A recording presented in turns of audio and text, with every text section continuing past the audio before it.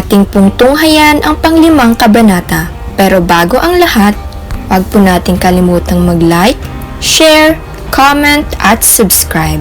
Ilang buwan na ang lumilipas. Malaki na rin ang tiyan ni Monique at anumang oras ay manganganak na siya. Wala pa rin siyang sawang hinahanap si Dwayne dahil ayaw niyang lumaki ang anak niya nang walang ama. Gusto niya makumpleto ang magiging pamilya niya. Kahit pa isa itong bunga ng pagkakamali nila ng lalaki, ay gusto pa rin niya itong mahanap. Samantala, nasa Europe si Dwayne at hinahanda ang planong pabagsakin ang kanyang ama. Mabuti at nakatakas siya dito dahil tinulungan siya ng kanyang kanang kamay na si Stephen. Kahit pa gusto niyang makita si Monique, ay hindi niya magawa dahil sa takot na saktan ito ng kanyang ama. Masama ito at walang kinikilala kung sino. Gagawin nito ang lahat para makuha ang gusto niya. Kaya kailangan na itong pabagsakin dahil baka marami pang tao ang masasaktan. Biglang tumunog ang telepono ni Dwayne. Agad niya naman itong sinagot. "Sir, manganganak na po si Ma'am Monique." Magkahalong lungkot at saya ang nararamdaman ni Dwayne sa balita. Lungkot dahil hindi man lang niya ito makasama at saya dahil magiging ama na si Dwayne.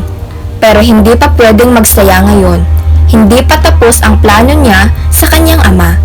Natatakot siyang pati baka ang mag-ina niya ay saktan nito. Samantala, habang hirap na hirap si Monique sa panganganak, ay hindi nila alam na nandoon ang ama ni Dwayne. Binayaran nito ang mga doktor na pagpalitin ang kanyang apo sa isang walang buhay na sanggol. Papalakihin niya ang apo niya nang hindi nakikilala ng kanyang mga magulang. Ganun siya kasama pati ang kanyang apo ay kaya niyang gamitin para sa pansariling kasamaan. Malusog naman na iniluwal ni Monique ang isang anak na lalaki. Kinuha ito ng nabayarang doktor at ipinagpalit sa isang patay na sanggol. Lumabas siya ng kwarto at ibinigay sa ama ni Dwayne ang sanggol. Napangisi na lamang ang ama ni Dwayne. Gagamitin niya ang apo niya para ito mismo ang magpapabagsak sa kanyang anak. Wala siyang pake kung kaduguman niya ito. Ang mahalaga ay makukuha niya ang mga gusto niya. Walang kaalam-alam ang ama ni Dwayne na nagluwal muli si Monique ng isang sanggol na babae. "Kambal ang anak mo, Monique," anunsyo ng doktor na nagpaanak kay Monique.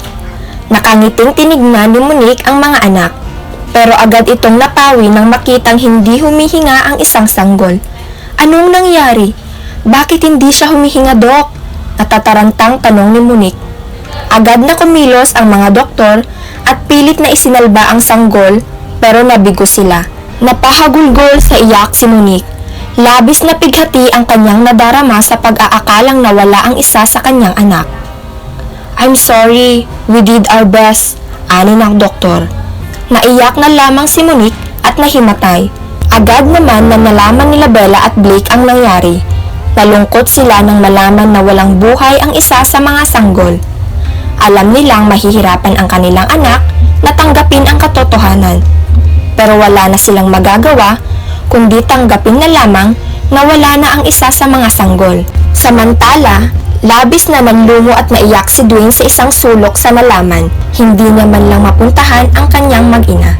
Hindi niya man lang masamahan ang minamahal habang ito'y nagluluksa.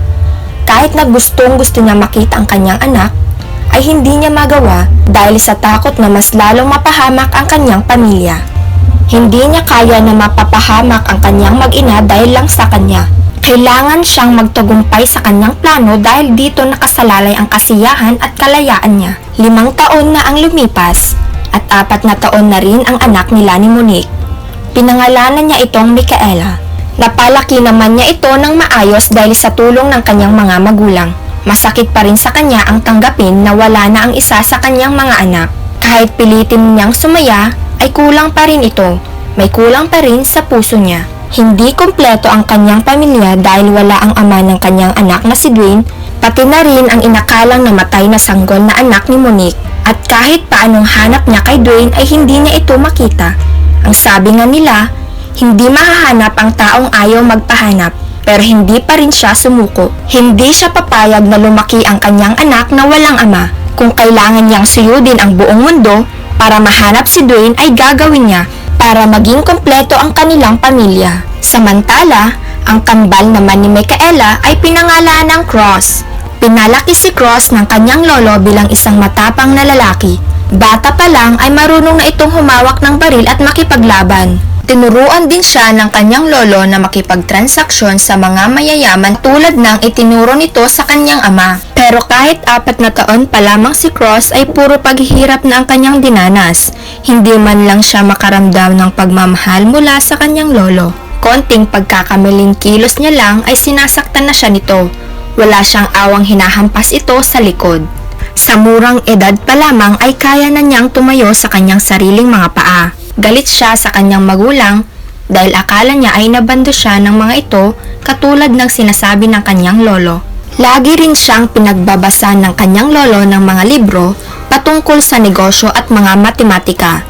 Lagi siyang sumusunod sa mga utos nito dahil ayaw niyang malatigo sa likod. Sa napakaliit na katawan niya ay marami na siyang mga sugat at pasa kagagawa ng kanyang lolo. Sa kanyang batang pag-iisip ay hindi man lang siya nakapaglaro ng laruan dahil baril na ang kanyang hawak. Hindi niya alam kung ano ang pagmamahal dahil dahas lamang ang lagi niyang nakikita. Sadyang nakakaawa ang sitwasyon ng isang bata. Dahil sa murang edad pa lamang nito ay iba't ibang paghirap na ang kanyang naranasan. Umuwi ng Pilipinas si Dwayne para makita ang kanyang mag-ina. Hindi na mahirap sa kanyang mahanap ang mga ito dahil may tauhan siya para bantayan lagi ang kanyang mag-ina. Sinalubong naman siya ng guard nang nasa tapat na siya ng gate ng mansyon ni Monique.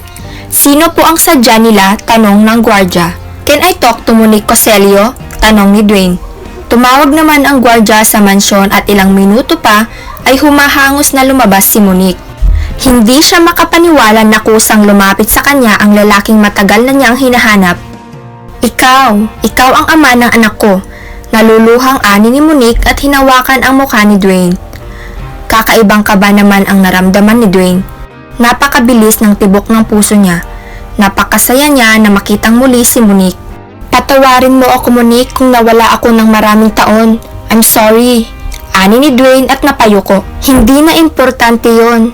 May anak tayong dalawa. Matagal na kitang hinahanap para mabuo na ang pamilya natin. Naluluhang ani ni Monique. Yinakap naman siya ni Dwayne. Alam ko, patawarin mo ko, wala ako sa tabi mo ng mga panahong kailangan mo ko. I'm sorry. Paulit-ulit na humingi ng tawad si Dwayne. Huwag ka nang humingi ng tawad. Ang importante ay nandito ka na para mabuo na ang ating pamilya, ani ni Monique. At pangakong hindi na ako mawawala, ani ni Dwayne. Ano nga pala ang pangalan mo? Tanong ni Monique. Nagulat naman si Dwayne sa tanong ni Monique. Hanggang ngayon pala ay hindi pa rin nito alam ang kanyang buong pangalan. Natawa na lamang si Dwayne. I'm Dwayne Cervantes. Pakilala naman niya. Ngumiti naman si Monique. Nice to meet you, Dwayne Cervantes, the father of my children. Ani nito. Pumasok na sila sa loob ng mansyon at pinakilala si Dwayne sa kanyang magulang. May galit namang nadarama si Blake dahil ang kapal ng mukha nitong magpakita pagkatapos nitong mawala na parang bula. Pero nagtitimpi lamang siya. Daddy! Tuwang-tuwang lumapit si Micaela sa kanyang ama. Niyakap naman siya nito ng napakahigpit. Niyakap din siya ng kanyang ama at naluha na lamang ito sa sobrang saya. Sa wakas, ay nakita na rin niya ang kanyang anak sa loob ng 5 taon. Walang katumbas ang kanyang saya na nadarama. Pero alam niyang sandali lamang ang kanyang kasiyahan na mararamdaman. Hindi pa siya nagtatagumpay sa kanyang plano na pabagsakin ang kanyang ama. Dinalaw niya lamang ang kanyang mag-ina dahil baka hindi na niya ito makita pa. Para kahit na may alaala na lamang, ay dala-dala niya. Naghapunan sila ng gabing iyon. Pagkatapos ay nagpaalam si Dwayne na aalis na. Pero bago siya umalis, ay kinausap ito ni Blake. Ano ang dahilan mo bakit mo iniwan ang anak ko? Sobrang galit ang nararamdaman ni Blake pero sinusubukan niyang magtimpi. Sir, alam kong galit kayo sa akin. Pero sana, maintindihan niyong may rason ako kung bakit ko nagawang iwan si Monique kahit pa gustong-gusto kong makita ang mag-ina ko. Pero patawarin niyo ako dahil hindi ko masabi ang rason, ani ni Dwayne. Hindi na lamang umimik si Blake dahil nakikita niya ang sarili kay Dwayne. Bibigyan kita muli ng pagkakataon pero kapag iniwan mo muli si Monique, ay hindi na kita mapapatawad, pagbabanta ni Blake. Ngumiti na lamang si Dwayne dahil hindi na niya maipapangako na makakabalik pa siya. Dahil sa gabing iyon niya sisimulan ang kanyang mga plano. Nagmaneho na si Dwayne papunta sa lugar na paglalagyan ng auction. Isa itong lugar kung saan maraming iligal na bagay ang ibinebenta ng mga mayayaman. Alam niyang nandoon ang kanyang ama, hindi na niya papalagpasin pa ang pagkakataong pabagsakin ito. Samantala, kasama ng ama ni Dwayne si Cross sa bentahan ng mga iligal na bagay. Inaasahan niya ang pagdating ni Dwayne at ng mga tauhan nito. Siguradong masasaktan si Dwayne kapag nalaman nitong hawak ng ama niya ang anak nito. Nagsimula na ang bentahan. Maraming biniling iligal na droga ang ama ni Dwayne. Samantalang tahimik lamang nanonood si Cross at may nakatagong baril sa kanyang pantalon.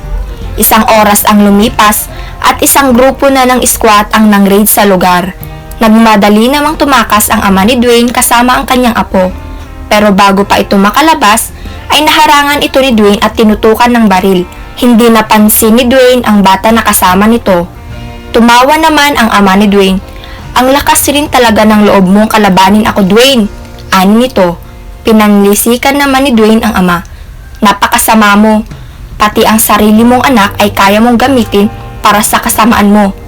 Tumawa naman na parang baliw ang ama ni Dwayne. Hindi lang ako masama, Dwayne. Demonyo ako. Ani nito.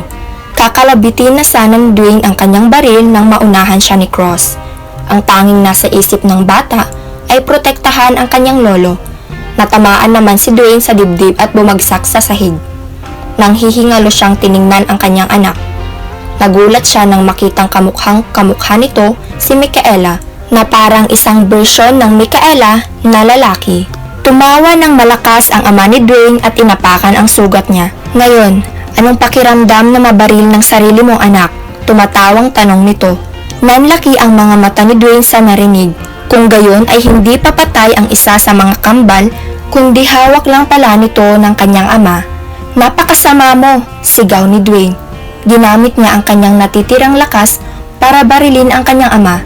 Natamaan ito sa sikmura at natumba. Kahit hinang-hina ay gumapang papalapit si Dwayne sa kanyang anak. Hinawakan niya ang pisngi nito. Anak, patawarin mo ko kung hindi kita naligtas agad. I'm sorry, lumuluhang sambit ni Dwayne. Natauhan naman si Cross. Ramdam niya ang pagmamahal sa kanyang ama, hindi tulad ng sinabi ng kanyang lolo na inabando siya nito. Agad namang lumapit ang SWAT team sa mag-ama. Iligtas niyo siya, anak ko siya, hinang-hinang pakiusap ni Dwayne. Marami nang nawalang dugo sa kanya at umiitim na ang labi niya. Agad siyang sinugod sa hospital kasama si Cross. Himalang nakaligtas si Dwayne sa natamong sugat kaso malala ang lagay nito. Samantalang dead on arrival naman ang kanyang ama. Nalaman agad ni Monique ang nangyari at agad na pumunta sa hospital. Nagulat siya nang may isang batang lalaking lumapit sa kanya. Nanlaki ang mga mata niya nang makitang kamukhang-kamukha ito ni Micaela. Lumapit ang isang SWAT team sa kanila. Siya po ang nawawalan niyong anak. Ayon po sa investigasyon, pinagpalit ni Mr. Cervantes ang inyong anak sa isang patay na sanggol at kinulong ang tunay niyong anak. Paliwanag ng lalaki. Naluha na lamang si Monique at niyakap ng mahigpit si Cross.